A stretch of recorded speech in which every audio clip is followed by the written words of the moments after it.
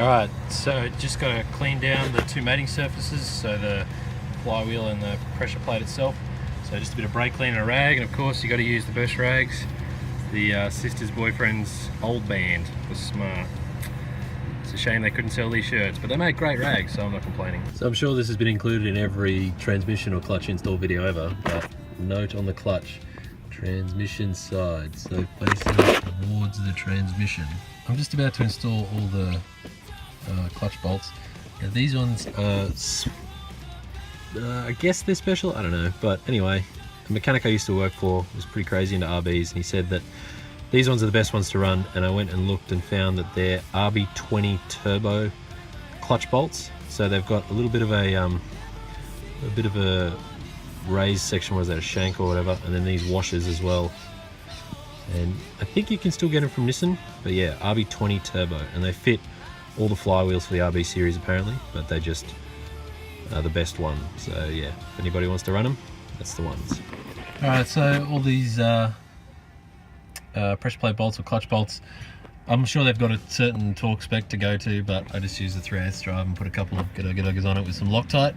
Just the red 243 stuff.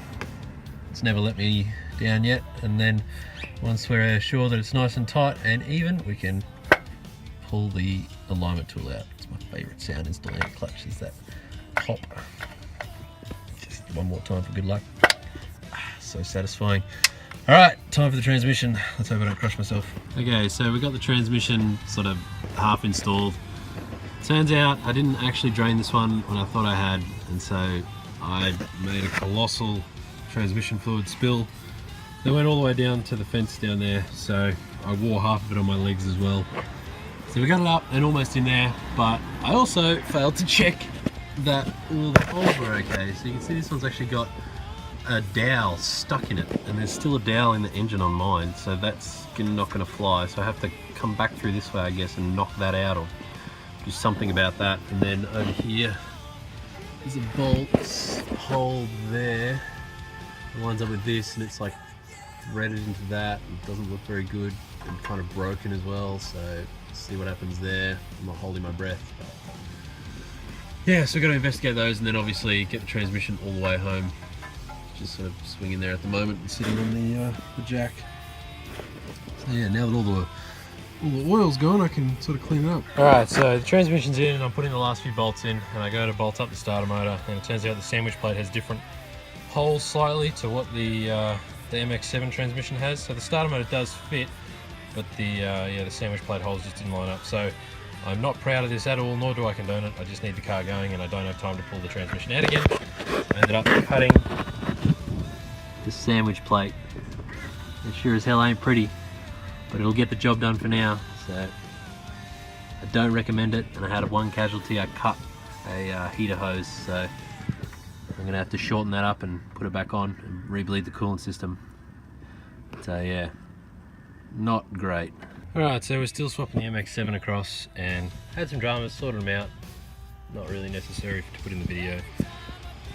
Pretty much I got to this point where I realised that the carrier bearing mounts were different. So I happen to have a spare automatic R31 Skyline carrier bearing mount. So this is the VL Turbo one, and then this is the automatic R31 Skyline one. So I need to peel this one off and put this one on so that that fits on the carrier bearing and then can bolt to the body. And I hope the rest of it fits. So I'm going to give this a go. Pretty much just going to peel these tabs back, and then this piece will come out and that piece will come off the back. I hope to God that this one will fit on. Let's see. Well, they look a little bit different. This one is the one off of the VL Turbo, and this one's the one off the Skyline. But the mount design takes up some slack, so hopefully this one will sort itself out. Alright, so it looks like it fits. Just have to get these little tabs in. Just have to squeeze it a bit to squeeze them in, but the holes all line up and everything. Hopefully I got it around the right way. Hopefully it's centered. Yeah, just throw some bolts in and see if it fits. Alright, so I think my carrier bearing trick worked. As you can see, let's see if we can balance this. It does spin, and it spins fairly straight. I'm guessing that's good. So now, just got to sand all the rust off of this so it doesn't destroy the seal. And hope to God it's the right length. So I'm just here sanding the input shaft to drive shaft, and how's that for high quality steel? So this thing's been living in a salt water bucket for a month. Don't really have much choice, just have to run it. Shouldn't do too much damage, hopefully. I'll just have to make sure I clean out all the rust particles before I install it. And get the rest of the rust off, of course. Alright, it appears that our well-laid plan's been foiled. You can see here's the carrier bearing mount. And we hold it up and we miss by just under an inch, I guess. I'm not really sure. Maybe a little bit more than that. But it just doesn't quite line up. And that's bottomed out back in the transmission. That is a damn shame. It looks like the rear isn't going to reach either. Looks like it might be just a little bit on it. Oh, it could line up. Really close. Yeah. It's not going in unless I can magically find someone who can shorten up a tail shaft, which I might actually know someone, so we'll see what happens tonight, but I'm not holding my breath. Alright, so it's been a week. I had optical surgery and I got a fancy new drive shaft made. So pretty much you can see that's the old shaft there. All I did was knock out the caps on the old uni joints and transfer over the two yokes. So it's got new, pretty much the whole center section's new, and it's hopefully the correct length. I haven't checked it yet, I only just got it back. So I'll rip the tape off, go into the car, throw it in and see what I can figure. Alright, so I got the drive shaft back finally. The first time I got it back there was a little bit of a misunderstanding when I gave the shop the measurement and it was cut to the wrong length, but they were good enough to cut it to the correct length and remake it for me for no extra charge. So this one now fits perfectly into the back of the transmission and bolts up to the the rear end, and it has about an inch of travel where it can go back into the transmission, approximately 1 inch. So there's an inch of this hanging out, you know what I mean? So it fits well.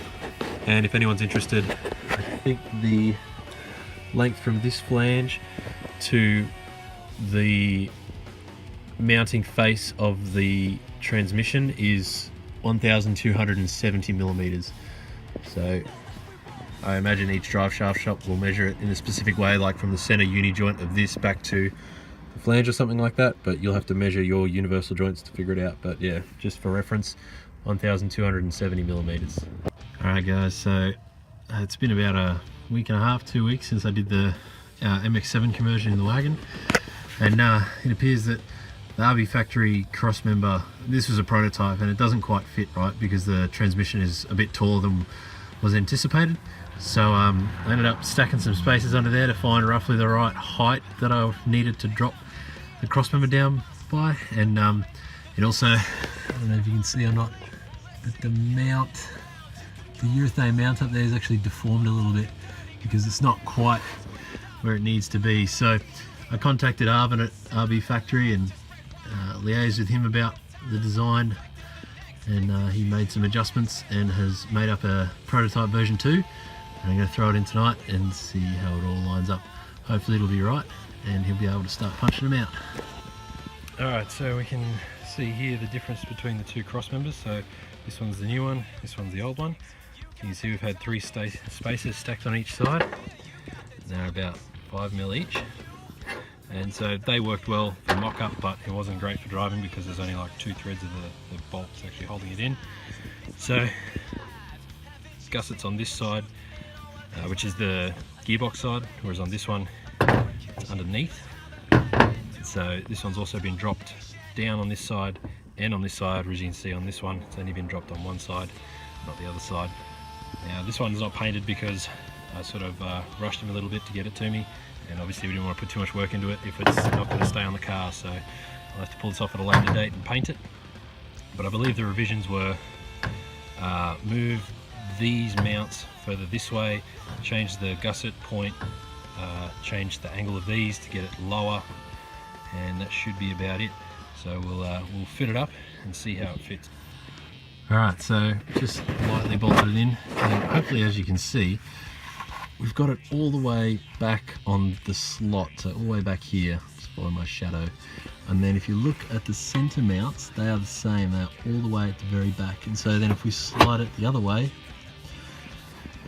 you can see that these slots are the opposite and those slots match what the outside slots do, which means that the cross member itself is centered where the transmission is. So if anyone has any, you know, busted engine mounts or broken bent chassis, they'll be able to have a little bit of play from side to side to get their bracket to fit. But on this straight chassis, you can see it's perfectly centered.